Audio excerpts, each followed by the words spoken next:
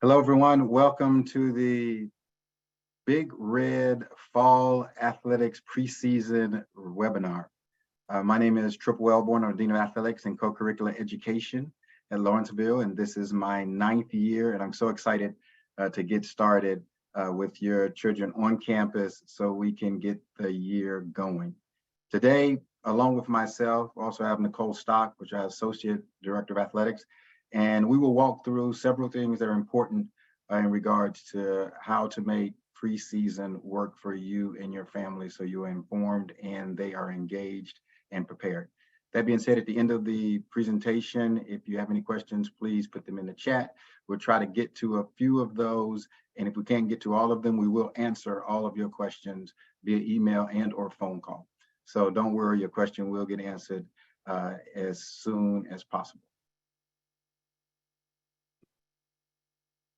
So from a preseason schedule standpoint, I want to let you guys know about how the schedule works, and this may pertain, one particular piece may pertain to your child, but we want to let you know an overall idea about what preseason looks like. So on August 18th, the first cohort comes in, which is football, and they need to come in a week early based on rules and regulations, not only in the state, but in the National Federation of High School, because they have to be outside practicing for a week before they can put on their equipment to actually play their sport. That's why they start earlier. So then when all the other students arrive, everyone is starting their practice of their sport truly at the same time. On the 19th, our ropes course instructors come. The reason I put that in is because they are vital to the team bonding experience for all of our student athletes during preseason. And many of our top athletes and leaders of the school are also ropes course instructors. And so they'll be there during the first part of preseason as well. On the 25th, our student leaders show up, and that's also our major roles for Periwig. And they will show up to get started. They start into their training for what's to come ahead in terms of their leadership roles. A lot of them are also captains on our teams. And so there is some overlap there with our leadership training. And so it helps us tremendously when it comes to leading all of the students for our teams during the year. On the 26th, that's when the bulk of all of our kids come in. We'll have about a little over 400, which is a little more than half or right at half of the student population here on campus for athletic preseason. And these athletes are athletes that are varsity candidates. And so they're varsity candidates in all sports. And so they come in and we have a regimented schedule on the 26th, but the actual registration wise, it goes from 9 to 12, unless you're taking the SAT. And then there's an additional time allocated for that, which is 1 to 2. On the 29th, we have families that come in for second form families. Now, when your students are here for any one of the sessions, as you can see, is that you as parents, we do have actual programming that's scheduled for you as well. On the 29th, there's specific second form programming. On the 26th, however, if you are here, there will be general programming that will address a lot of the second form questions. So you're able to come to either or both if you would like, if you're second form. Otherwise, you have the option in any one of the dates to come to any of the programming sessions on our general registration days.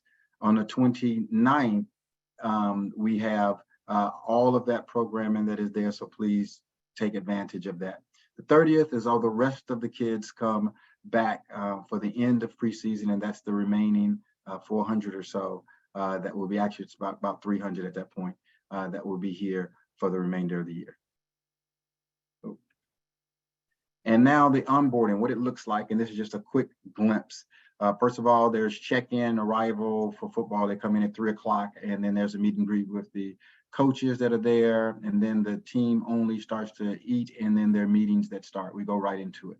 On Saturday, on the 19th, RCI, same thing. If you're looking for communication, if you're a ropes course instructor, then John Hughes will be sending out that information as to where to meet, what time to meet, and what the schedule looks like. On the 25th, we have Assistant Dean of Students, Doug Davis, and Director of Theater, Matt Campbell. We have a few individuals that'll be here. They have that information that is available and ready for them as well. Now, Saturday, big day for everyone. Like I said, it was about 400 folks that will be here. And so please come early. And so you can get through them, but you cannot check into your house until you have first checked in at our registration booth for preseason. And then you go through your actual registration, which will be inside of KAC. And then you'll have a slip that is your ticket to get into the house, to move into the house if you are a boarder. If you are a day student, then you still need to go to the house just to check in to let them know you are on campus, and you turn in your signed slip so you're actually approved to be here. If you do not have a pink slip, then you aren't approved to be on campus for preseason, and so they will send you back to the athletic department to get that approval. At lunch, there's lunch from 12 to 1:15, and then parent sessions with the head of school and the deans. Typically, there's about 30 minutes in the KC, and then we also have meetings with head of houses and advisors in the house for the parents. Students, you have a chance to meet and greet and see all of your friends and or introduce yourselves and make new friends very quickly. And then our preseason meeting starts at 2:45 in the KC. And right after that, we go right to the fields or the pool. And so therefore, everyone needs to come dressed, ready to go for their particular practice. There's a welcome tea for all preseason parents. It's on the Abbott patio afterwards. And then there's check-in for boarders at 9 p.m. and day student pickup is at 9 p.m. Oh, I think it keeps moving the wrong way.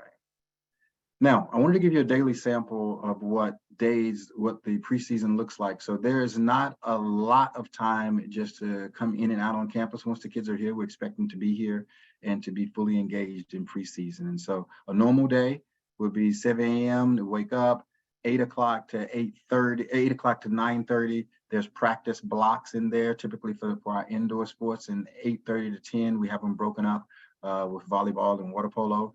But between the hours of 8:30 and 11:30, all sport teams practice.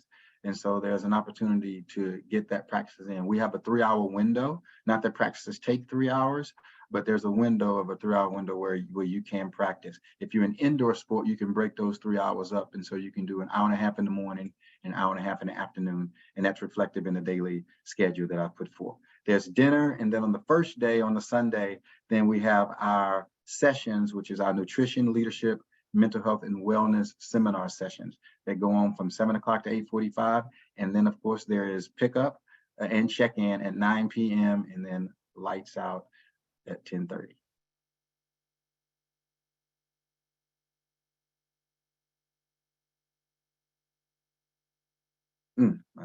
Something's wrong with my system, so I apologize here.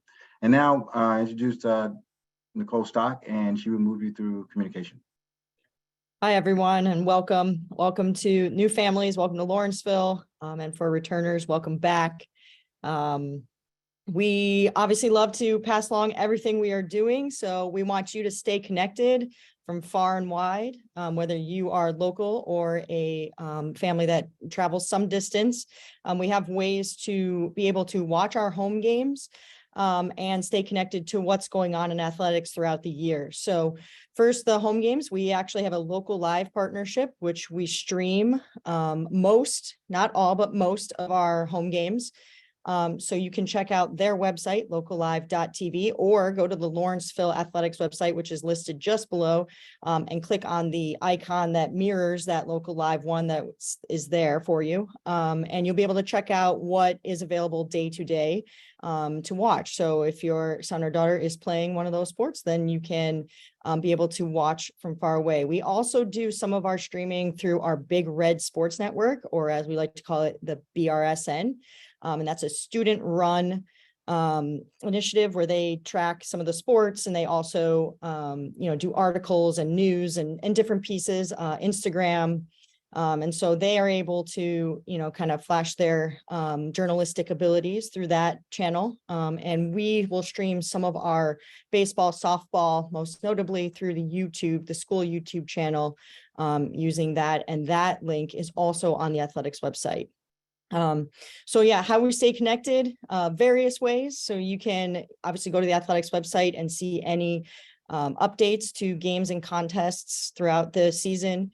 You can also click on the bell icon to sign up for email alerts when there's news, scores, schedules, anything that's updated. We have our parents at Lawrenceville, and we are lucky enough to have parents that work behind the scenes for athletics. So you can see that they are listed right there, McKay, Sung, and Trowbridge, and we are excited to have them help us and work on our behalf to make sure that you guys are getting all the information that you need. And then we also obviously have our social networks, so Twitter, Instagram, and then our YouTube channel, which is, fun fact, the most watched high school YouTube channel in the nation. So a little fun fact you could take with you. But Twitter and Instagram will keep you up to date daily on what's going on, and then scores and highlights and anything else that you may be looking for. Can I get that slide, Trip? Yes, it's not moving. There you go. Thank you. System problems. A little deeper dive into some of the communication pieces and staying connected. Everyone will have a parent portal. Some of you are probably already familiar with that. In that, you can see I've on the left-hand side, the athletics calendar is listed. So you can click on that and you can see every single athletic practice and game scheduled for that day. So you can have an idea of where your son or daughter may be on any given day. We've also added the major events calendar there on the right. I know it's a little small, but that is also available in the parent portal. So you can find that, pull that up, and that'll give you some of the bigger dates moving forward. So you can see that some of the preseason dates are listed out already, arrival dates, and then which days are no class days, etc. So if you're looking for times to schedule those doctor's appointments or anything else, these are a great way to see when your student will be available. And then you can see the bottom is the end of the fall term. So that's the first term major events calendar. And that'll give you an idea when they'll be available for their Thanksgiving break. Lastly, campus map, probably one of the most useful things you'll need coming to campus, especially for those first-time parents. It can be a little tricky. If you want to grab your phone and take a picture of the QR code listed there, it'll bring up a full campus map. And you can scroll through and kind of go and see what is available, what the campus looks like, and get an idea before you even come to campus. Most of the athletic buildings and uses are listed in green. So you can check that out. You can check out where the KAC or Kirby Arts Center is, and that will be your point location for moving forward. So you can see it here. A lot of the green space is the athletics portion. If you notice the pond, that's a good kind of visual. And then the bowl. So the bowl, right? Trip's going to hover over the bowl for me. Yeah. And then the building on the right is our KAC. I think it's number 51. And that's where you'll be headed in the morning on the 26th for a preseason check-in for those that are coming in on that date. So this is a good point of reference for everyone. And like I said, if you snap a picture of that QR code, which we'll head back to and give you a moment to look at, then you can scroll through that and get a good idea and a good footing before you even come to campus.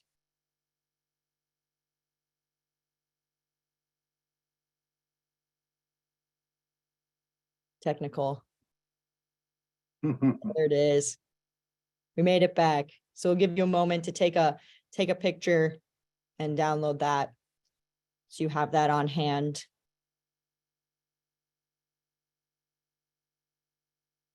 And then I will turn this back over to Trip. Thank you, Nicole Stock.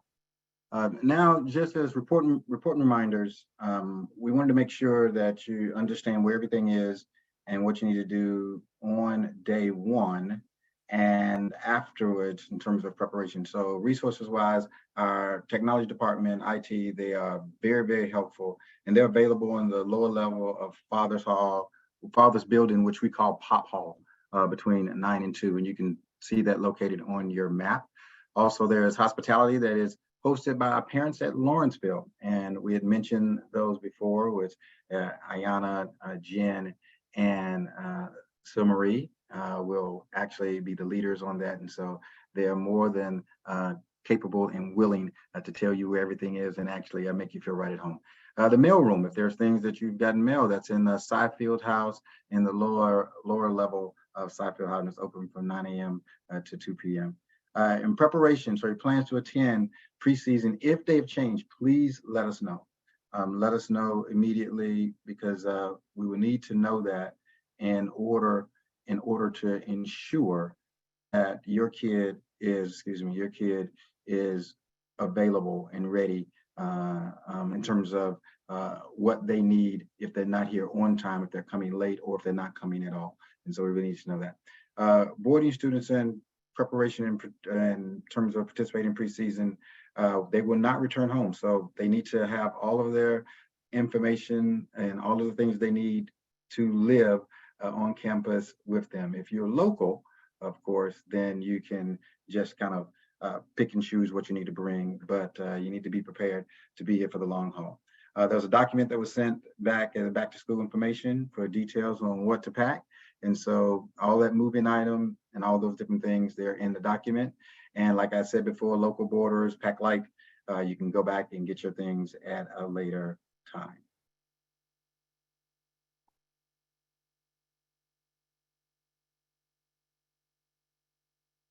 Now, if your student has any sort of musculoskeletal or orthopedic issues, please inform our athletic trainer and our head trainer, that is Jason Larson. His information is there. Or you can get to the office and we have Mike Goldenberg as well as Andrew Kukla, and between the three of them is 70 years of experience. And so any one of them, the information gets to them, and then we can ensure that we have addressed all of the orthopedic issues that may exist. Also, if you're being treated by anyone, so PT, ATC, a medical doctor, anything else, please let us know so we can have those scripts and the documentation, and so we can put your child on the type of plan that they would need and make sure we make the right accommodations. Summer workouts, to be prepared. Kids need to come ready to go. We have a Team Builder app, which is a personal app that you can do training at home, and it doesn't require for you to have a gym. There's all sorts of ways to get the workouts done. And Coach Renzo and Coach Wise, they sent messages out earlier in the summer of how to register for that. So if you have any questions about that, please reach out to those coaches. And all of our clearance forms for our medical clearance form, they were due July 15th. If you have not sent those in, please do so. The sooner we have those in, we can check them and ensure that we have everything that is accurate and correct leading into preseason. And if not, then we can reach back out and so we can get everything squared away, because we have to have all this documentation in before your kid can participate in their sport of interest. Lastly, impact testing to do on the 18th, and this is for all new students and for all fourth form students. We also have additional testing that goes on, we call sway testing, which we have multiple things that happen because we try to be as conservative as possible when it comes to concussions and how we treat them and how we respond with them. So therefore, we don't take anything lightly. We ensure that we are up on all things related to concussion issues. So if you want to reach out to Mike Goldenberg, his information is there, and he's the lead trainer within our impact testing.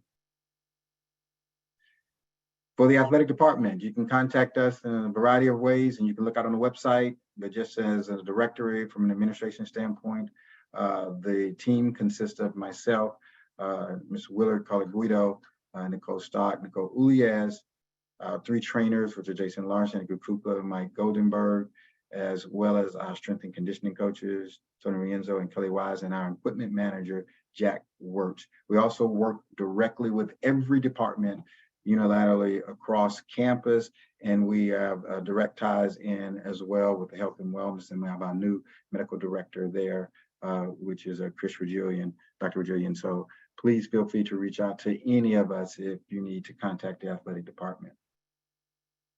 And now with that, we'll open up the chat for questions.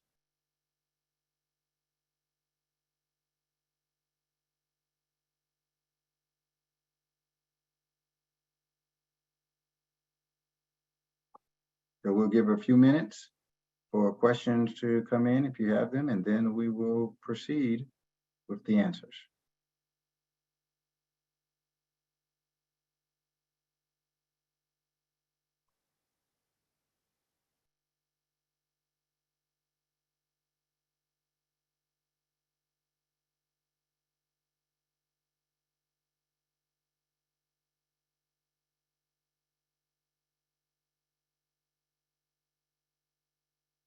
Okay, so the first question is specific to water polo and is in regards to providing equipment. And this can be, I'm gonna generalize the answer, but for water polo in particular, the school provides the uniformed water polo suits. So for the girls and the boys, we have the suits that they use. For normal practice, the kids would have their own swimsuits for normal practice. But for their water polo games, the school does provide that suit. And that is also for most of our other teams, the school provides uniforms for games. There's also for some teams, there's some practice outfits that happen that we have as well in terms of practice t-shirts and practice shorts, which most of the field teams have those. But then you do not have to purchase game uniforms because of course, the school provides that. But anything else that you would need personally, then you need to bring that.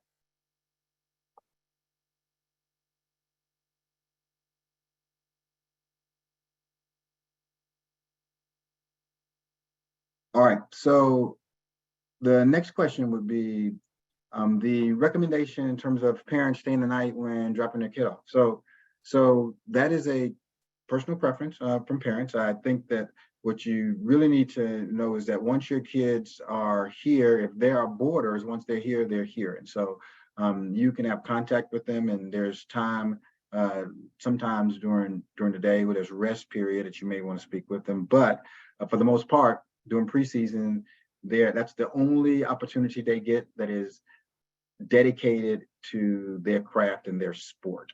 And so everything else, there's so many different things that happen once school starts, is that this is the one time that they should be with their team, and they should be working solely on their sports. So anything that pulls them away from that is not necessarily recommended, but you guys can stay over, you can come to practices, you can do all those things as much as possible if you're coming from a far distance.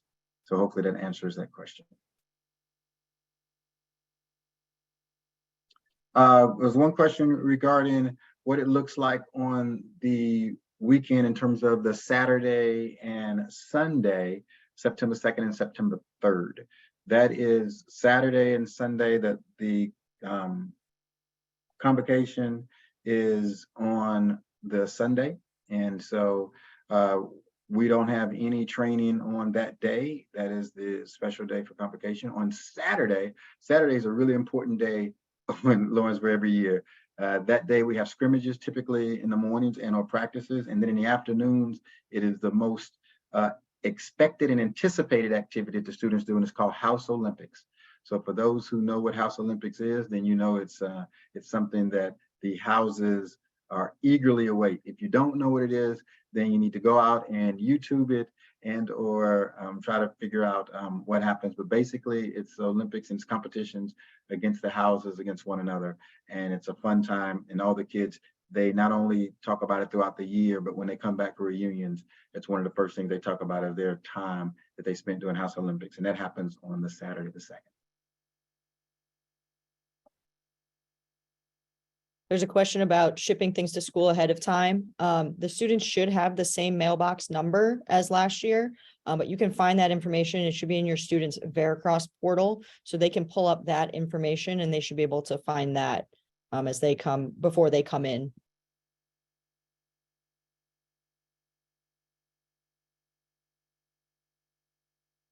Thank you. Here's another question regarding conflicts. So if you have a conflict, which right now there is the sports, there's periwig, and so there's the fall play, and there's also the interscholastic piece. Well, for preseason, there typically is a choice. You're here for one of two preseasons. You can't be here for both preseasons. So you're either here for periweek preseason and or cross-country preseason and other sport preseason. So if there is a conflict in terms of what that might be or role and precedent in terms of it's the major role, then that's your sport if it's a major role. If it's an accompanying role, then there should not be a conflict when it comes to your preseason obligations, because if you're here for preseason athletics, then you have to participate in the preseason athletics piece. Anything outside of that, during downtime, if you're doing additional things within periweek, then Mr. Campbell is more than willing to work everyone in and through, but it doesn't go in reverse typically when it comes to athletic preseason and periweek preseason.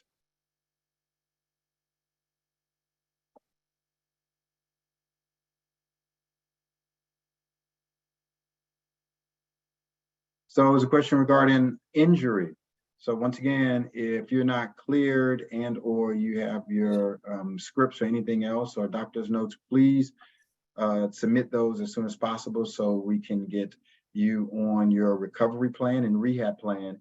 And then when you are ready to play, then you get an opportunity to participate. But prior to, we will not put you in any activity that has not been cleared by the physician, the presiding physician, as well as our trainers and our medical director.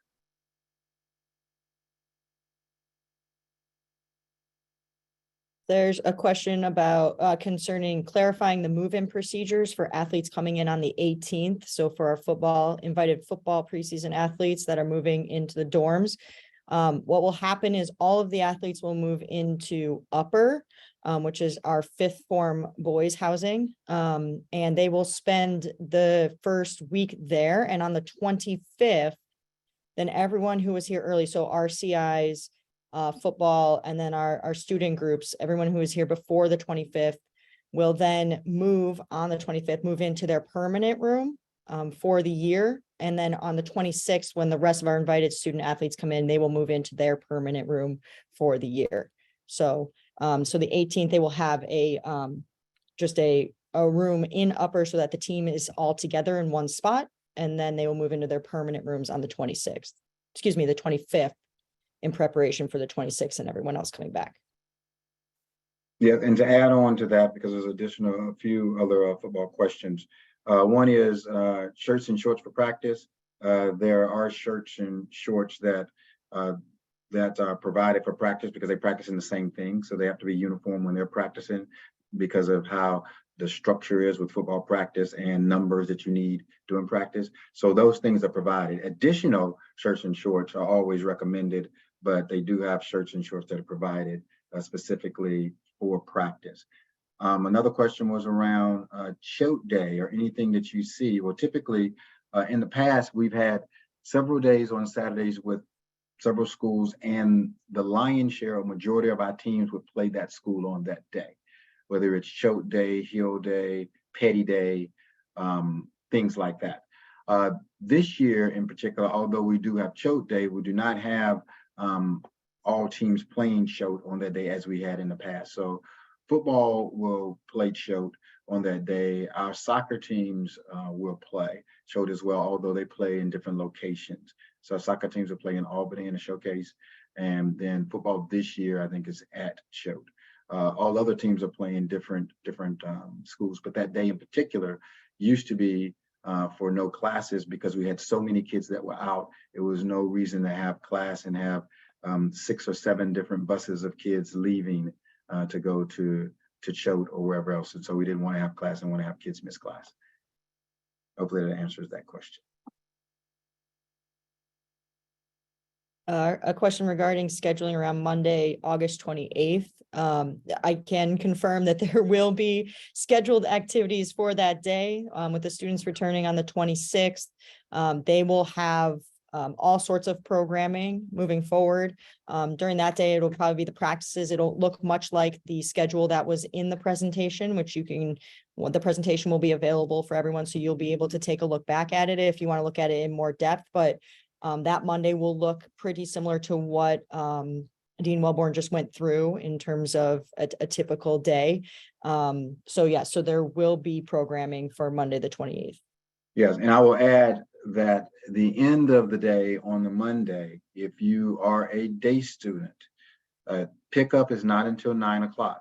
At the end of that day, there's a cookout, we have a barbecue, and then we also have a mandatory movie for all preseason students. Part of that is to give coaches an opportunity to get with their coaching staff and have a break familiar with their teams, and also to have some unity and camaraderie with all preseason students. So it's mandatory for all preseason students that we do a mandatory movie, and so that is done, and they can leave campus at 9 o'clock, and that is on Monday.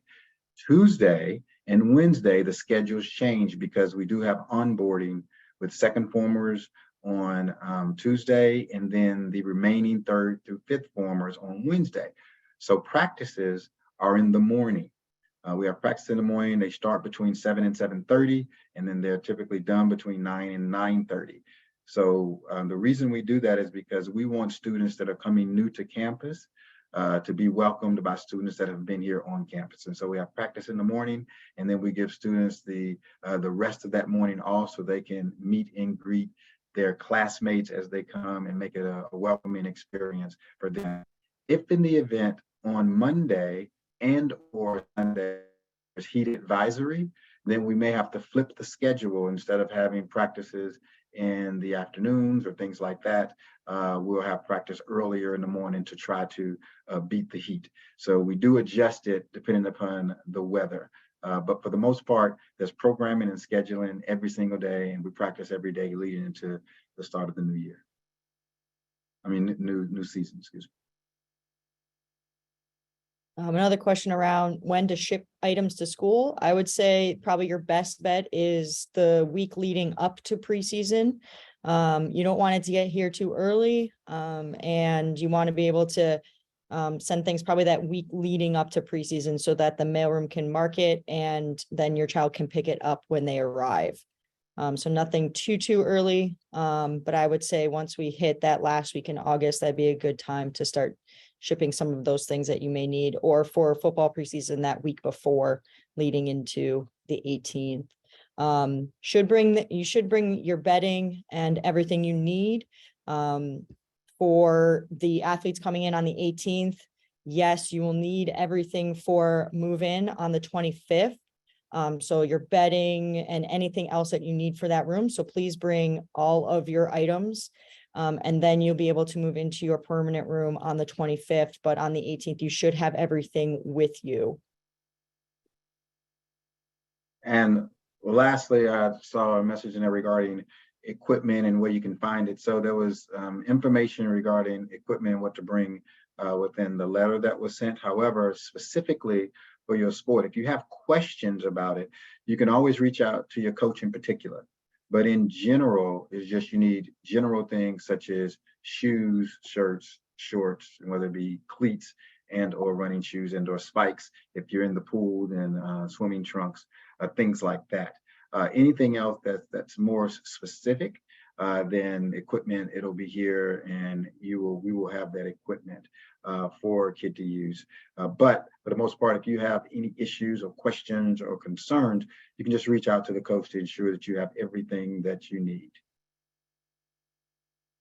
So there was a question regarding third formers, if everybody is required to take impact testing. Well, yes, they are, but typically what happens is that we do our impact testing baseline, and then after the baseline, then we have a baseline lasts for 2 years.